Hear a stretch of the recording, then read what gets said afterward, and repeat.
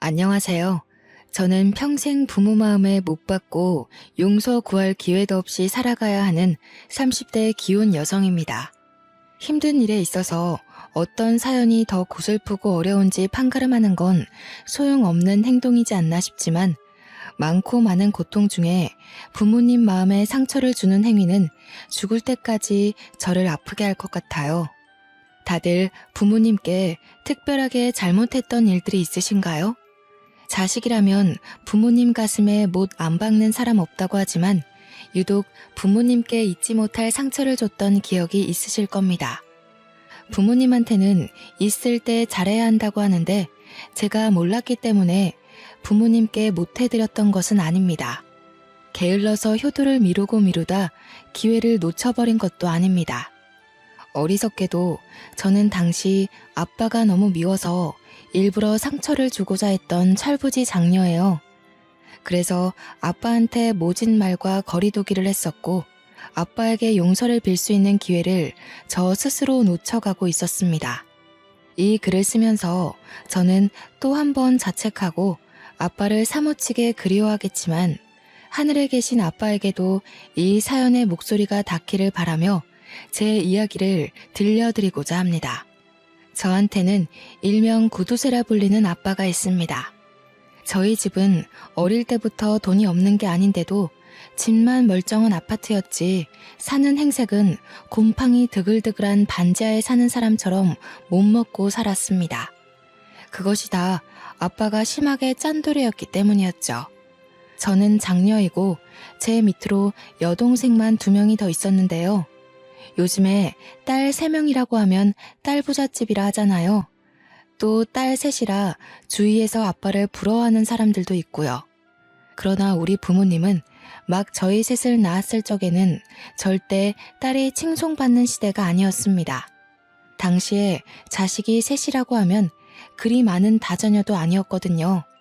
자녀 셋인 집인이 좀 많았고 더 많게는 4명, 5명인 집안도 덜어 있던 때였습니다. 뿐만 된다면 자식 번성에 힘을 쏟는 시대였던지라 딸만 낳으면 아들 못 낳는 귀신 취급이 당연했을 정도로 당시에는 아들을 추구하는 사상이 많았다고 해요. 부모님은 기력이 딸려 우리 자매 셋으로 만족했다고 하지만 엄마는 사실 힘 닿는 데까지 노력해서 아들을 끝내 보고 싶어 했습니다.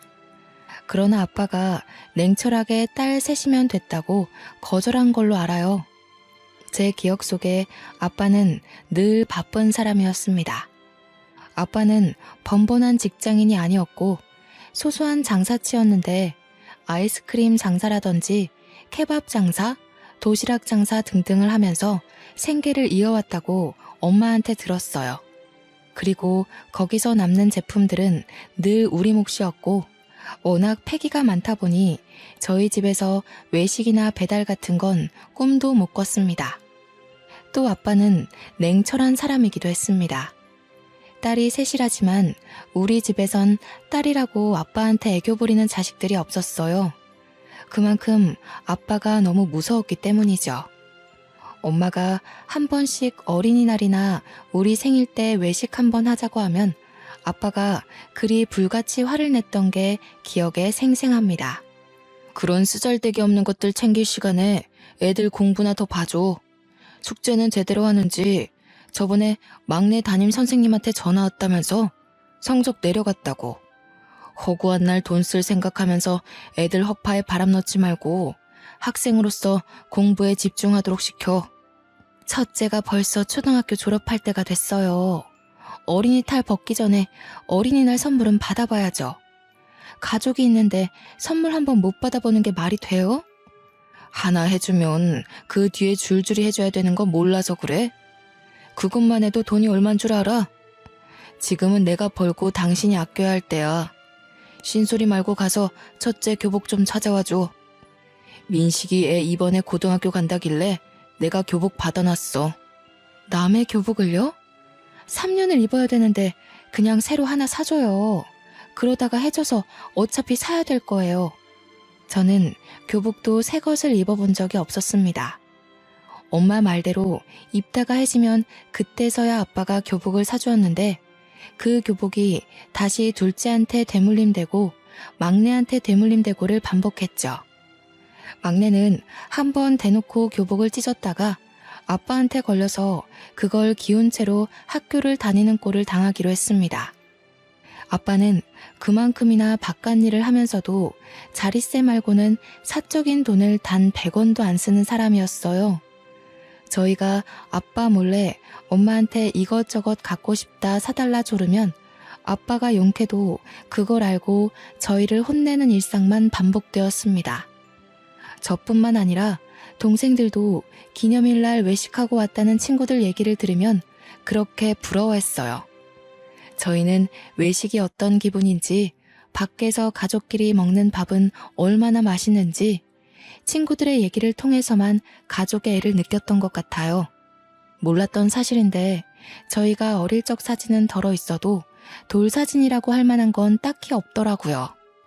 이것 또한 막내가 친구들이랑 얘기하다가 돌잔치에 관한 말이 나와서 한날 엄마한테 자기 돌사진 보여달라고 하는 탓에 알게 된 겁니다. 저희는 왜 돌사진이 없냐고 물었더니 엄마가 좋게 융화시켜서 아빠의 말을 대변해줬는데요. 엄마가 딸 셋 낳은 것이 당시 눈치가 보여 아빠한테 별 말을 못했고 때문에 예쁜 옷도 한번 입혀줘 본 적이 없다고 하더군요. 좋게 들으면 집 형편이 어려워서 돌잔치는 꿈도 꿀 수 없었다라고 들렸고 나쁘게 들으면 돌잔치가 뭐 유난이라고 큰돈 들어가면서 행사를 하냐라고 들릴 수 있었습니다. 엄마가 아무리 좋게 말해준다고 해도 이미 저희 셋은 후자 쪽으로 마음이 기울어 버렸어요. 아빠에게 늘 서운했지만 그날 돌잔치 얘기에선 좀 더 많이 서운했었던 기억이 납니다. 하필 우리가 사춘기였던지라 그때의 반감은 아빠가 우리를 사랑하지 않는다는 생각으로 연결이 되었어요. 그 때문에 우리 자매들은 자연스레 아빠와 거리가 생겼고 그럼에도 아빠는 한결같이 바쁘고 차가운 사람이었습니다. 엄마가 늘 뒤에서 우리에게 미안하다고 생활비 아낀 꼬깃돈을 쥐어주기도 했는데 엄마의 그런 배려는 저희가 아빠를 미워하게 만드는데 기름을 붓는 격이었죠. 엄마는 항상 저희한테 미안하다는 말을 달고 살았는데 아빠 같은 남자를 만난 엄마가 너무 불쌍하더라고요. 그래서 바보 같은 마음에 엄마더러 이혼을 하라고 말한 적도 있었습니다. 우리는 아빠 없이 살 수 있을 것 같으니 엄마 보고 돈에 정신 나간 아빠 같은 남자 버리라고 했죠. 제가 장녀이다 보니까 동생들은 자연스레 제 뜻을 따르게 되었는데 저를 보고 배워서 엄마한테 틈만 나면 이혼하라 그랬습니다. 안 돼. 그래도 아빠가 고생해서 번 돈으로 너희 학교도 가고 밥도 먹고 하는 거야. 형편이 너무 어려워서 끼니도 해결 못하는 애들이 얼마나 많은데 이 정도면 복 받은 거지. 복은 무슨? 내가 어디 없는 살림인데 바래? 가족끼리 외식 안 해본 집 우리밖에 없더라. 학교 가고 밥 먹고 자고. 이건 우리가 엄마 아빠 자식으로서 당연히 받아야 되는 거잖아. 솔직히 우리 집이 아파트만 좋지. 제일 못 살아. 맞아. 나도 친구들이 외식한다는 빕스 가고 싶어. 엄마, 왜 우리 집은 외식을 안 해? 동생들은 제가 하는 걸 보고 따라서 엄마한테 이혼을 요구했지만 갈수록 저보다 더 투정이 많아졌습니다. 제가 지나온 사춘기를 동생들은 이제 막 진입했기 때문이었죠. 하지만 엄마는 한결같이 아빠가 아니면 안 되는 사람이었고 아빠와 헤어지고 싶은 마음도 전혀 없어 보였습니다. 우리 자매는 그런 엄마를 정말 미련하게만 생각했었어요. 그렇게 커서 저는 직장인이 되고 동생들은 대학생이 되었는데 동생들은 지방대학에 합격하는 바람에 어쩔 수 없이 독립을 해야 했고 저만 본가에 남아 통근을 하였습니다. 아빠가 제게 그랬던 것처럼 동생들한테도 대학 보내기 전부터 등록금은 대주되 방세 내줄 생각은 없으니 알아서 하라고 신신당부했던 터라 다행히 착실했던 동생들은 기숙사에 덜컥 붙어서 월세 부담은 없었습니다. 저 또한 대학을 그런 식으로 다녔거든요. 기숙사에 떨어지면 안 되었기에 더 열심히 학점 관리를 했던 걸로 기억합니다. 이래서 부모들이 윗사람이 잘해야 아래 사람들이 잘 따라간다고 했나 봐요. 제가 해내면 동생들도 저를 보고 배워서 당연히 해내는 결과를 만들어냈습니다. 물론 저를 잘 따라와 준 것도 있겠지만 한편으론 돈 한 푼 안 대주는 아빠 때문에 나아갈 수 있는 길이 기숙사라는 길 하나밖에 없어서 노력한 것일 수도 있겠네요. 저는 직장을 다니다가 우연히 남편을 만나게 되었는데요. 첫 남자는 아니었지만 여태 만났던 느낌과는 다르게 남편은 결혼을 생각하게 만드는 남자였습니다. 그건 한 4년 정도 만나보니 알겠더라고요. 그러나 남편이 정말 착하고 훤칠하고 배려 많고 여자관계 깔끔하고 다 좋은데 딱 한 가지 제 기분을 거스르는 단점이 하나 있었는데요. 바로 돈 씀씀이가 너무 짜다는 거였어요. 남편이랑 데이트를 할 때면 언뜻언뜻 보이는 친정 아빠의 모습에 솔직히 남편에게 감정 기복 심하게 표출했던 편입니다. 한 번은 괜히 아빠 생각이 나서 남편에게 성질을 부린 적도 있었어요. 내가 사줄게. 그러니까 잔말 말고 스카이라운지 가. 이미 예약했는데 이제 와서 싫다고 하면 어떡해. 거기 직원들은 얼마나 난감하겠어. 우리도 미팅 날짜 잡혔는데 잠수 타는 작가들 있으면 성질 나잖아. 저와 남편은 출판사에서 일을 하고 있어서 잠수를 타거나 예고 없이 시간 약속을 어기는 걸 너무 싫어하는 편이었습니다. 그런데 남편이 출발하기 전까지만 해도 괜찮다더니 고 엘리베이터에서 스카이라운지 메뉴를 보자마자 안 가겠다고 하는 거 아니겠습니까? 너무 비싸. 굳이 거기 아니라도 비슷한 음식 파는 싸고 괜찮은 데 많다니까? 겉멋든 사람들이나 그런 데 가서 돈 쓰는 거야. 서로 좋아하고 예쁜 추억 만들고 싶은데 좀 겉멋든 곳이면 어때? 자기는 나랑 우중충한 곳만 다니고 싶어? 자기는 나한테 예쁜 곳, 멋진 곳 보여주기 싫어? 꼭 그런 데 가야만 우리가 행복한 건 아니잖아. 장소가 뭐가 중요해? 서로 같이 보내는 시간이 중요한 거지. 그러지 말고 내가 아는 대로 가자. 그렇게 아껴서 뭐 할 건데? 나중에 죽고 나서 챙겨갈 거야? 아끼더라도 쓸 때는 좀 써야지. 이럴 때 보면 자기가 나 안 사랑해서 돈 쓰는 거 아까워하는 것 같아. 사실 남편한테 따질 게 아닌데 순간 저도 모르게 남편이 아빠와 비슷한 부분을 보이면 속에서 갑갑함이 끌어올랐습니다. 아빠한테 직접 따지고 싶은 말을 남편한테 투영하여 남편에게 퍼붓기도 했지요. 그날 제가 애정의 척도까지 논해버리며 성질을 냈더니 남편이 당황하면서 먼저 사과했습니다. 그 모습에 저는 아빠 때문에 삐딱해진 제 마음을 탓하면서 남편에게 되레 미안하다고 우리 아빠랑 너무 비슷한 면모가 보여서 실수했다며 용서를 구했죠.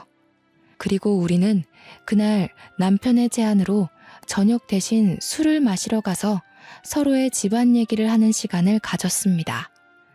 남편은 저의 친정아빠 구두쇠 이야기를 잠자코 들어주면서 아빠를 공감해주다가도 우리 식구들이 많이 힘들었겠다며 저를 위로하기도 했습니다. 그러면서 남편도 자기 얘기를 해주는데 저는 거기서 남편에게 부모님이 없다는 걸 알게 되었어요. 남편 부모님이 일찍 돌아가시는 바람에 남편이 어린 남동생 하나를 홀로 키워야 했는데 그러다 보니 뭐 하나라도 아껴서 돈을 많이 남겨야만 했다고 했습니다. 그게 습관이 되었는지 현재는 형편이 한참 괜찮아졌는데도 이렇게 짠돌이 성향이 그대로 남았다고 해요. 남편의 사정을 들으니까 제가 얼마나 어리석게 성질을 부렸는지 뉘우치게 되었습니다. 희하더라고요. 저는 있는 부모님을 욕보이며 이렇게 술안주로 털어놓고 있는데 남편은 그렇게 다툴 부모님도 없다고 하니까 제가 남편 앞에서 크게 실수했다고 생각했죠. 미안하다고 사과를 했더니 남편이 너그럽게 이해를 해줬습니다. 사실은 자기가 연애를 별로 못 해봤는데 다들 남편 피지컬 보고 다가왔다가 사귀기도 전에 남편의 짠돌이 모습에 진절머리를 내며 떨어져 나갔다고 하는 거 아니겠어요? 연인으로 이어진 건 제가 처음이라고 그랬습니다. 저와 남편은 그날 서로의 사정을 얘기하며 더 깊은 관계로 발전이 됐습니다. 그 때문에 이미 결혼하기로 약속한 기일을 더 빠르게 당기지 않았나 싶어요. 상견례 날짜를 잡았고 남편 쪽에 부모님이 안 계시기 때문에 정식 인사는 우리 집에서 하기로 했습니다. 남편은 어린 남동생, 그러니까 대학생 도련님을 데리고 우리 집을 방문했어요. 남편이 애지중지 동생을 키웠다더니 도련님은 정말이지 남편을 쏙 빼닮은 데다가 훨씬 더 피부에 윤기가 도는 아이였습니다. 낯을 많이 가리길래 제가 남동생 하나 생긴 것처럼 잘 챙겨주었죠. 그런데 의외로 문제가 있었는데 그날 집에 여동생들과 엄마만 있었지 아빠는 없더라고요. 제가 눈으로 아빠를 찾는 걸 알았는지 엄마가 난감해하면서 알아서 설명을 해주었습니다. 아빠가 일하는데 기계가 고장나는 바람에 늦게 올 거야. 내일 장사 펑크 날까봐 그거 지금 수리 맡기러 갔거든. 우리 먼저 밥 먹고 있으면 돼. 하지만 아빠는 저희가 식사를 다 마칠 때까지 나타나지 않았고 혹시나 싶어 디저트와 과일까지 먹으며 기다렸지만 끝내 아빠한테 남편을 인사시킬 수 없었습니다. 남편과 도련님은 다음날 일정도 있고 해서 엄마의 인사만 받은 뒤 그만 돌아가야 했습니다. 엄마도 아빠가 못 와서 제 남편 마음이 좀 그럴까봐 걱정이 되었나 봅니다. 남편의 손을 잡아주면서 말을 하더라고요.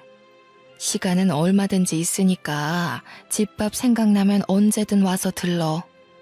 우리 이제 식구 될 거니까 시간 많잖아. 장인어른은 그때 뵈면 되니까 너무 속상해하지 말고. 네, 그럼요. 감사합니다, 장모님. 정말 맛있게 잘 먹었어요. 엄마가 해준 밥이 가물가물했는데 장모님 덕분에 다시 살아난 느낌이에요. 동생도 근래 먹었던 밥 중에 가장 맛있었다고 하더라고요. 모두가 기분 좋은 그 상황에서 표정을 고치고 있던 건 저뿐이었습니다. 당연히 아빠의 부재 때문이었죠. 제가 갑자기 상견례를 한 것도 아니고 어디 멀리 장소를 잡은 것도 아닌데 미리 알려줬고 바쁘더라도 충분히 얼굴 한번 비춰줄 법도 한데 나타나지 않았다는 게 미치도록 서운했어요. 남편도 괜찮다고 했고 엄마도 너무 그러지 말라고 했으나 아빠를 향한 서름은 이루 말할 수가 없었습니다. 그게 곧 분노로 변질이 되어버렸죠. 그리고 그날 밤 아빠는 자정이 다 되어서야 집에 들어왔는데 내내 지나간 감정을 담아두고 있던 저는 기다렸다는 듯이 거실로 나가 아빠한테 따졌습니다. 아빠는 나를 딸로 생각하긴 해?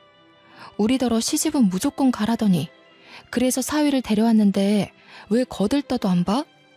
우리가 아들이 아니라 딸이라서 그렇게 신경 쓸 필요는 없다고 생각했던 거야? 그래도 내가 장녀인데 아빠 자식이잖아.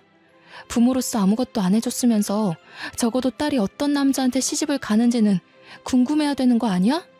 저의 큰 목소리에 엄마가 잠에서 깨서 밖으로 나왔고 동생들도 방학이었던지라 집에 있었는데 전부 막 자려다가 일어나 나와봤습니다.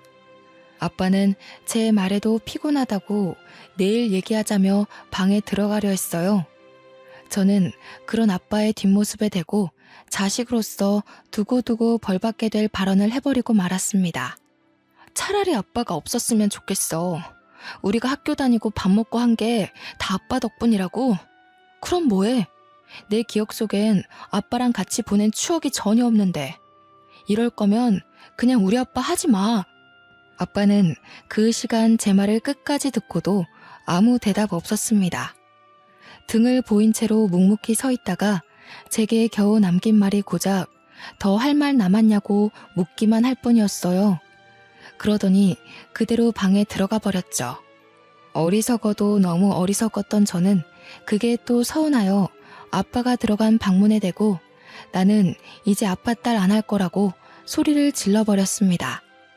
이날이 제겐 가장 후회가 되고 후회로 모자라 제대로 된 벌이라도 받고 싶은 실수였습니다. 바보같이 저는 그렇게 아빠와 더 멀어져서 정말로 아예 남남이 되어버렸어요. 그 상태로 남편과 저는 결혼식을 올렸는데 그래도 결혼식은 아빠가 참석해 주셨더라고요. 대신 제가 거부하는 바람에 저는 아빠 손이 아닌 남편의 손을 잡고 입장을 했습니다. 아, 그때를 떠올리니 또다시 가슴이 저미도록 아프네요.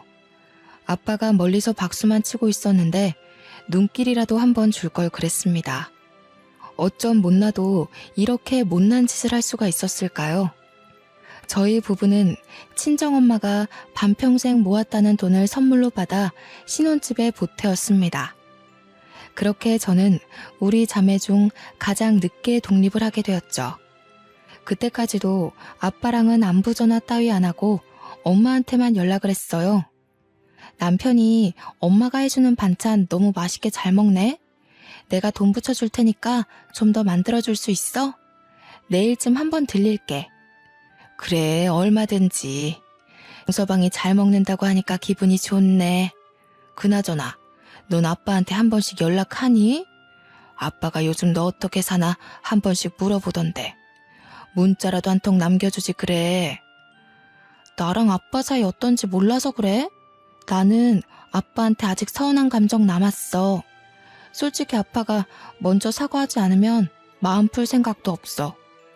엄마는 아빠를 대신해서 저와 아빠의 관계를 화해시키려고 했습니다. 엄마랑 통화할 때마다 그런 소리를 꼭 들었어야 했는데 그런 얘기를 할 때마다 제가 엄청난 반감을 드러냈거든요. 자꾸 아빠 얘기할 거면 엄마한테도 전화 못한다는 소리를 하면서 정말 못되게도 협박을 해버렸네요. 그러던 어느 날 아빠가 일을 하다가 다쳤다는 엄마 전화 때문에 남편과 함께 병원을 찾게 되었는데요. 아빠는 다쳤다면서 어디 하나 붕대로 묶은 곳도 없이 환자복만 입고 누워 있었습니다. 우리가 온 걸 보고 엄마가 먼저 반겨주었는데 아빠는 무뚝뚝하게만 대응만 하더군요. 그래서 어디 다쳤는데? 조심 좀 하지 그랬어. 병원비 나가는 것도 아까웠을 텐데 어떡해? 그렇게 아끼던 돈 왕창 날리게 생겼네. 너 아빠한테 그게 무슨 말이니? 아빠가 다쳤는데 꼭 그런 식으로 말을 해야겠어? 그래도 네가 장녀잖아. 동생들 타일러서 아빠 힘든데 위로 한마디 해주지는 못할 망정 왜 그러니? 올라서 물어? 여기 병원인데 내가 또 아빠랑 다퉈야 알겠어? 원래도 안 오려다가 남편이 오자고 해서 온 거야. 뭐라고? 그럼 차라리 오지 말지 그랬어. 사실은 너도 걱정돼서 와놓고 어쩔 수 없이 온 척하는 거잖아. 도대체 그깟 자존심이 뭐라고 부모한테 그렇게까지 모질게 하는 거니? 그래서 네가 못 컸어? 잘 먹고 잘 커서 시집도 잘 갔잖아. 정말 해도 해도 너무한 거 아니야? 엄마는 제게 웬만해선 성을 안 내시는 분인데 그날은 눈시울까지 붉히면서 제게 심하게 따졌습니다. 아빠 다치는 거 한두 번도 아닌데 그날은 유난히 엄마가 울분 섞인 모습을 많이 보였어요. 누가 보면 아빠가 죽을 병이라도 걸린 줄 알도록 착각할 만한 표정이었죠. 솔직히 좀 당황스러웠습니다. 웬만하면 제 편을 들어주시던 엄마가 저를 엄청 원망하듯 호소하는 게 저를 많이 흔들리게 하였어요. 엄마랑 말다툼을 하는 사이 아빠가 유독 쇳소리 비슷한 기침을 많이 했는데요. 엄마와의 대화가 거슬릴 정도로 장기침이 많았지만 그 와중에 저는 단순히 감기까지 걸렸나 보네 라고 생각했었어요. 그날따라 다른 사람 같던 엄마만 걱정했지 아빠는 여전히 제 안중 밖이었으니까요. 남편이 아빠한테 따뜻한 물을 챙겨주는 대신 나는 인사도 안 하고 그곳을 나오게 되었습니다. 그리고 엄마한테서 퇴원을 했다는 말을 들었어요. 엄마가 그날 화냈던 것도 사과를 했습니다. 아빠가 다쳐서 순간 예민해지는 바람에 그랬다고 하네요. 그때만 해도 그냥 아, 그렇구나 하며 따로 연락을 드리진 않았죠. 그렇게 세월이 좀 흘러 제게는 뱃속에 아이가 생겼습니다. 왕딸기 태몽을 꿨었는데 역시나 예쁜 딸이라는 말을 듣고 저는 정말 기뻤어요. 아들만 예뻐라는 세상에서 딸을 가졌다고 우리 아빠처럼 돌사진도 안 찍어주는 부모는 되지 않겠다고 우리 딸에게 무한한 지원과 마음을 줄 것을 다짐했죠. 제가 한참 몸 관리 중인데 어느 날 엄마한테서 전화가 왔습니다. 임신하고 한 번도 친정을 찾지 않았던 탓인지 엄마가 뱃속에 자기 손녀를 보고 싶었던 것 같아요. 그동안 아빠한테 딸 가졌다고 잔소리라도 들을까봐 친정을 안 찾은 거였거든요. 그래서 엄마의 부름에도 엄마만 밖으로 몰래 나오라고 했더니 엄마는 끝까지 아빠랑 같이 만나자고 하는 겁니다. 대놓고 싫다고 얘기를 했으나 엄마가 제발 부탁이라고 사정까지 하길래 할 수 없이 남편과 함께 친정을 찾아갔어요. 그랬더니 친정 부모가 이미 나갈 준비를 하고 있는 겁니다. 갑자기 외식을 한다고 하지 뭡니까? 막 도착한 저희를 싣고 아빠는 동네에서 가장 비싸다고 하는 고깃집을 갔어요. 제가 어릴 때부터 고기 노래를 부르고 살아도 안 사주더니 갑자기 아빠가 제게 무려 한우 고기를 사주더라고요. 많이 당황스러웠지만 혹시 이게 화해의 의미인가도 싶었습니다. 아빠한테 묻고 싶은 게 많았지만 그간의 어색함 때문에 선뜻 말을 걸기가 애매했어요. 엄마랑만 대화를 나눴던 걸로 기억합니다. 비록 아빠가 아무 말은 하지 않았지만 그날 솔직히 저는 기분이 좀 풀렸습니다. 이게 바로 부모 자식 간의 마음인 걸까요? 아빠가 제게 외식을 쏘는 이유가 마치 화해의 의미가 맞는 것 같아서 아빠의 숨겨진 마음이 알아서 느껴지더라고요. 아빠는 식사 시간 내내 묵묵하게 고기만 구우면서 굽는 족족 저한테 덜어주었습니다. 그때 제가 그 자리에서 처음으로 제가 먼저 아빠한테 말을 걸었어요. 그만하고 아빠 먹어. 아빠 지금 한두 점 먹은 거 알아? 내가 계속 봤는데 먹지도 않고. 우리는 우리가 알아서 챙겨 먹을 수 있으니까 이제 아빠 좀 먹어. 그러나 아빠는 고기 같은 거 안 좋아한다고 계속 저만 챙겨주었습니다. 갑자기 이러는 아빠가 의아했지만 싫지 않았어요. 좀 과장하자면 난생 처음 아빠의 사랑을 느껴보았습니다. 아빠의 행동이 오죽 어색하고 갑작스러웠으면 제가 무슨 생각도 했는지 아십니까? 혹시 내 배에 있는 애가 아들인 줄 알고 잘해주는 건가? 그런 생각까지 들었다니까요. 그날 저는 원 없이 고기를 먹었어요. 제가 먹은 고기 중 가장 맛있었습니다. 아빠가 사준 고기라서 더 그랬던 것 같네요. 낯간지러워서 아빠한테 잘 먹었다는 차마 인사는 못했고 부모님께 조심히 들어가라는 말을 전하는데 아빠가 차에 올라타기 전 제게 나지막히 말을 건네더라고요. 여자애는 해산물 많이 먹어줘야 희고 곱게 나온다더라. 그래서 너희들이 다 희고 곱상한 거야. 오늘은 네 배불려 놨으니 다음엔 손녀줄 해산물 보내마. 그 말 한마디 남기고 아빠는 그대로 차를 타고 돌아갔습니다. 그리 따뜻한 말도 아니었고 몇 년 만에 건네는 애정 담긴 인사도 아니었지만 그날 아빠의 말은 인생에서 가장 인상 깊게 남았을 정도로 제게 따뜻한 진심입니다. 저는 그날로써 아빠에 대한 마음속 응고가 와르르 풀려버렸습니다. 아빠가 용기 내서 손을 내밀어줬으니 앞으로는 제가 자식으로서 아빠에게 화해의 손길을 내밀어 봐야겠다고 생각했죠. 그리고 2달 후 갑작스런 산통 때문에 응급실에 실려간 저는 조기 출산을 했어요. 새벽이었는데도 남편이 친정 부모에게 알려드려야 될 것 같다고 전화해서 친정 부모가 달려오기까지 했습니다. 그날 엄마는 저를 출산을 끝낸 저를 보고 갔는데 아빠는 제가 낳은 손녀만 보고 그만 돌아가 버렸어요. 지난번 고기 사준 날 이후로 아빠한테 마음이 좀 풀렸었는데 살짝 또다시 서운하더라고요. 그건 그거고 막상 딸을 보니까 세상 만사 모든 걱정이 싹 사라지는 거 아니겠습니까? 세상에 이렇게 예쁜 생명체가 있다는 것이 얼마나 신기하던지. 친정 부모님도 우리 자매를 낳았을 때 이런 기분이었을까요? 정말 뭐 하나 부족한 것 없이 애지중지 키우고 싶었습니다. 그렇게 딸만 보면서 행복하기만 할 줄 알았던 제 삶에 난생 처음 고비가 찾아왔는데요. 바로 아빠가 병원에 입원했다는 소식이었습니다. 처음엔 또 어디 다쳤나 안일하게만 생각했어요.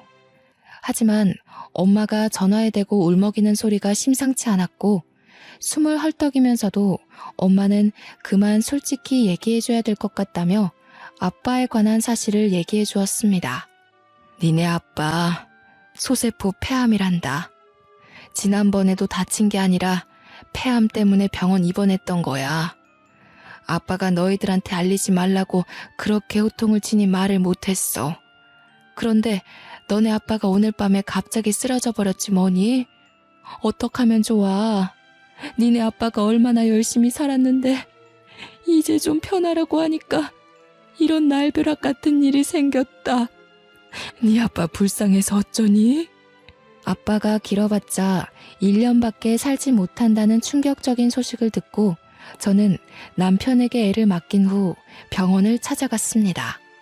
그때 지난번 입원했을 적 이미 가망 없는 말기라는 판정 때문에 아빠는 치료를 거부했고 그 탓에 지금은 산소호흡기를 차고 중환자실에 누워있는 상태까지 악화된 것이었어요.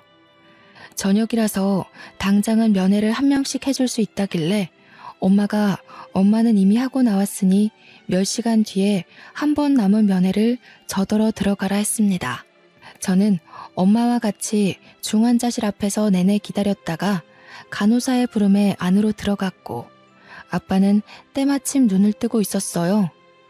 제가 온 걸 본 아빠가 말없이 저를 바라보기만 하는데 늘 근엄하던 아빠의 모습이 한없이 약해 보여서 그만 제가 눈물을 울컥 쏟아버렸습니다. 아빠, 말 안 했어. 맨날 장사한다고 안 좋은 연기 마시니까 이렇게 된 거 아니야. 제때 검사받고 예방했으면 이렇게까진 안 됐을 거잖아. 돈 아껴서 뭐해. 결국 아빠는 이렇게 망가졌는데. 이러려고 그렇게 돈을 아낀 거야? 아빠 병원비로 쓰려고? 아빠 손을 잡고 한참 울분을 토했어요. 아빠에게 괜찮냐는 말 한마디 못하고 원망만 했습니다. 아빠는 말을 못하고 지켜만 보다가 딱 한마디를 하셨는데요. 뿌옇게 올라오는 산소호흡기 속으로 미안해 라는 말만 하고 또다시 입을 닫는 거 아니겠습니까? 저는 면회 시간 내내 아빠 손을 잡고서 울기만 하다가 나왔습니다.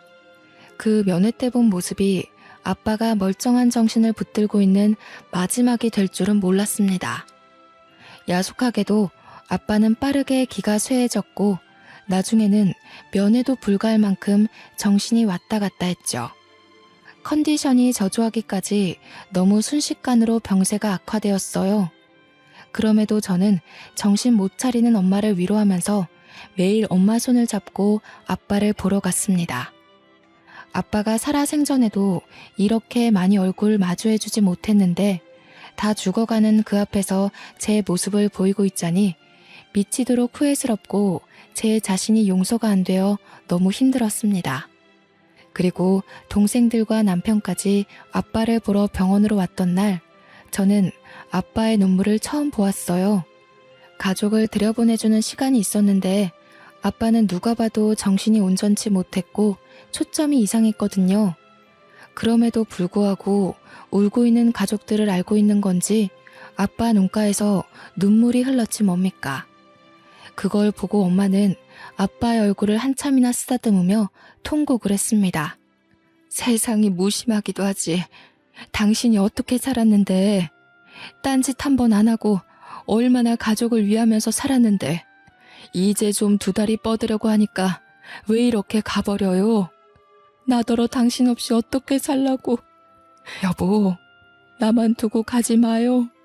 제발 일어나요. 저와 동생들도 아빠 손을 잡고 놓지를 못했습니다. 정말 말도 안 되는 일이지만 기적이 일어나서 우리 아빠가 다시 기운 차리길 바랬어요. 하지만 아빠의 죽음은 이미 예견되어 있는 일이었고 역시나 그런 기적은 일어나지 않았습니다. 아빠는 이대로 우리 곁을 영원히 떠나게 되었습니다. 그리고 저희 식구는 정말 힘든 시간을 보냈어요. 특히 엄마가 가장 많이 힘들었을 겁니다. 늘 아빠를 믿고 사랑했던 분이니 아빠 없는 빈자리가 얼마나 크겠습니까? 그래서 저와 동생들은 번갈아 가며 친정집을 방문했습니다. 동생들은 방학 때 엄마랑 같이 있을 수 있으니 제가 주로 많이 친정에 살다시피 찾아갔죠. 친정집은 아빠 하나 없을 뿐인데도 너무 썰렁했습니다. 그동안은 아빠가 있기 때문에 집이 음험하고 삭막하다고 생각했는데 아빠가 저희에게 남모르게 큰 존재였나 봅니다.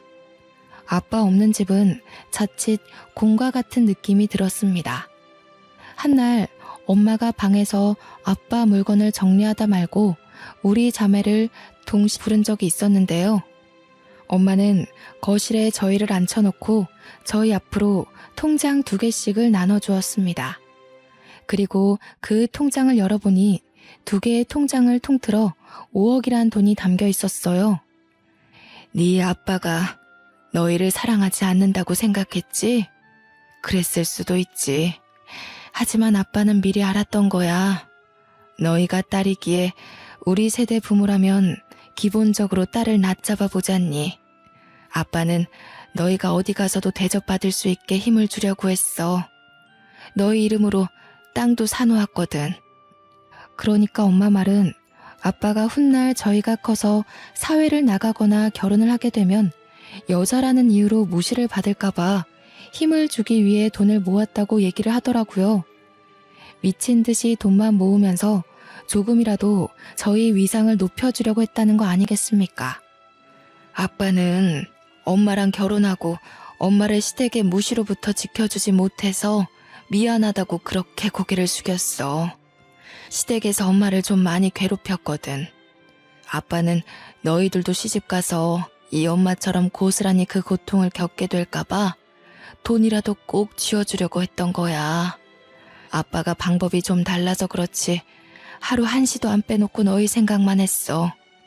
아빠한테는 너희가 자산이고 보물이었단다. 이미 동생들은 울음이 터졌고 아빠한테 미안해서 어떡하냐고 서럽게 울기 시작했습니다. 저 또한 가슴 미어지게 아파서 눈물이 났지만 아빠한테 지은 죄가 많아서 감히 아빠를 마음 놓고 그리워할 자격이 있나 싶어 참았어요. 그때 엄마가 눈가를 훔치면서 제게만 따로 건네준 사진이 있었는데요. 제가 언제 한번 일을 본다고 제 딸을 친정엄마한테 잠깐 맡긴 적이 있었거든요. 그런데 엄마가 건넨 그 사진 안에서 아빠가 우리 딸을 안고 환하게 웃고 있는 겁니다. 그날 엄마 혼자 있었잖아. 아빠한테 전화했더니 장사까지 접고 달려오셨어. 손녀 얼굴 한번 보겠다고 오토바이 타고 10분 만에 오셨지 뭐니. 네 아빠가 손녀 보면서 얼마나 좋아했다고. 그 사진은 엄마가 몰래 찍은 거라고 했는데 엄마도 오랜만에 보는 아빠의 웃음이 좋아서 계속 가지고 있었다고 했습니다. 이제 그만 저한테 줘야 할 것 같아 사진을 인화했다고 해요. 그날 저녁 제가 방에서 몰래 얼마나 울었는지 모릅니다. 도대체 저는 아빠에 대해 얼마나 모르고 있었던 걸까요? 아니, 아빠라는 존재를 제대로 알려고 한 적은 있었을까요? 아빠가 저희에게 이렇게나 무한한 마음을 주고 있었다는 걸 왜 아빠가 돌아가시고 나서야 알게 된 걸까요? 하늘이 제게 주는 벌이라면 마땅히 받겠지만 그 전에 아빠에게 진심으로 용서를 구할 수 있는 기회가 있다면 기꺼이 1000배라도 하고 싶다는 생각을 수만 번 했습니다. 그리고 아빠의 갑작스러운 부재로 저와 남편은 친정에 들어가 살게 되었어요. 그곳에서 저는 틈만 나면 아빠 방에 들어가서 이미 정리해놓은 아빠의 옷이랑 물건들을 열어봤습니다. 아빠가 너무 보고 싶었어요. 정말 허튼 짓 없이 충직하게 가장의 역할을 해낸 분인데 제가 몰라도 너무 몰랐습니다. 아빠는 누구보다 저희를 위해서 마음과 돈을 쓰신 분이었고 저의 임신을 축하하며 아낌없이 퍼줬음 손녀를 축복으로 받아준 사람이었는데 누구보다 저희 자매를 사랑해준 아빠였는데 제가 더 똑똑하지 못해서 아빠의 사랑을 몰라줬다는 것이 계속해서 한으로 남아있네요. 아무것도 모르고 아빠한테 모진 말만 했던 저는 아빠와 함께 보낼 수 있었던 귀한 시간을 자체적으로 없애버린 셈이 아닙니까? 이런 생각만 하면 제 자신이 무척 용서가 안 돼서 많이 힘들었습니다. 그래서 저는 기일이 아닌데도 아빠를 자주 찾아갔어요. 사진 속 아빠는 옛날에 찍은 사진인지 약간의 미소를 띠고 있었습니다. 사진이 참 예쁘게 잘 찍혔더군요. 저는 아빠 사진 옆으로 저희 가족 사진을 넣어놨어요. 절대 아빠를 잊지 않겠다고 약속하는 마음과 함께요. 세상에서 가장 슬픈 일이 바로 가족을 먼저 떠나보내는 거라고 생각합니다. 누구나 겪을 수밖에 없고 결국엔 닥치게 될 일을 좀 빨리 겪은 것뿐인데 왜 이렇게 아픈지 모르겠습니다. 현재는 세월이 좀 지나서 우리 손녀가 6살이 되었어요.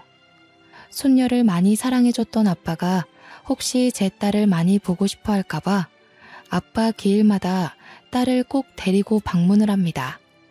덕분인지 우리 딸도 할아버지를 기억하고 있어요.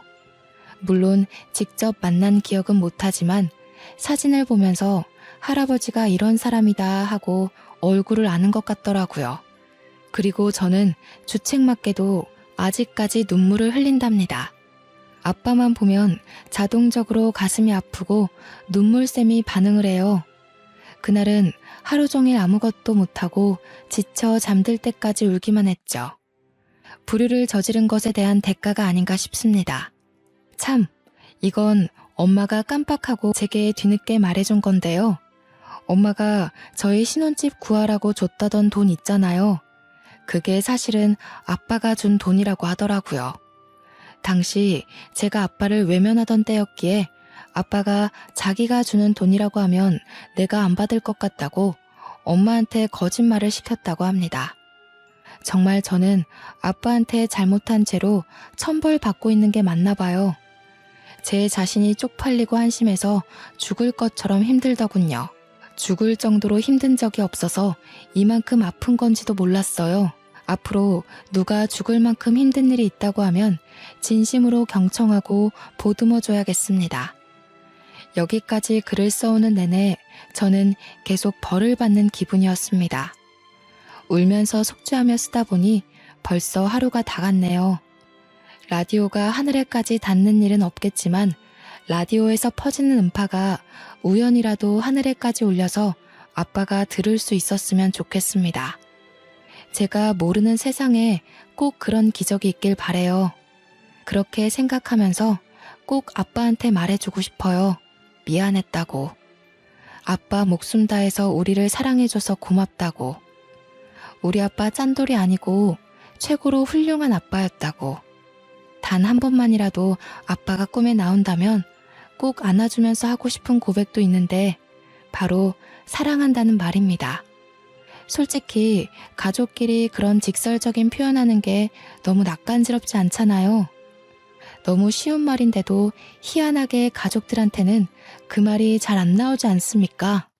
생판 초면이었던 남편이랑도 1년도 안 돼서 사랑한다는 말을 수십 번 텄는데 왜 저는 가족한테는 그런 쉬운 말을 해주지 못했는지 모르겠습니다. 편지로는 할 수 있었는데 그마저도 아빠는 빼고였어요. 그러니까 아빠한테는 쑥스러운 마음을 담은 편지도 써본 적 없다는 겁니다. 아빠를 보내고 나니 이렇게 못해준 것들만 생각이 나네요. 부모를 보낸 자식분들 다 저와 같은 마음이겠죠? 아빠를 마주할 수 있던 수많은 기회를 놓친 제가 지금에서야 단 한 번의 만남이라도 생기기를 갈망하고 있네요. 창피하지만 꼭 한번 다시 만나고 싶어요. 그럼 다른 말 전부 마음속에 삼키고 딱 한마디 해줄 겁니다. 사랑해요, 아빠. 라고 말이에요. 다들 저처럼 두 번 다시 없을 기회 놓치지 마셨으면 합니다. 내 옆에 놓인 무수히 많은 기회를 매일매일 잡으셔서 가족과 행복한 시간 만들길 바래요. 가족이야말로 익숙해서 소중한지 모르는 가장 위태로운 관계가 아닙니까? 쓰다 보니 내용이 좀 많이 길어졌습니다. 그만 인사드릴게요. 제 이야기 들어주셔서 너무 감사합니다.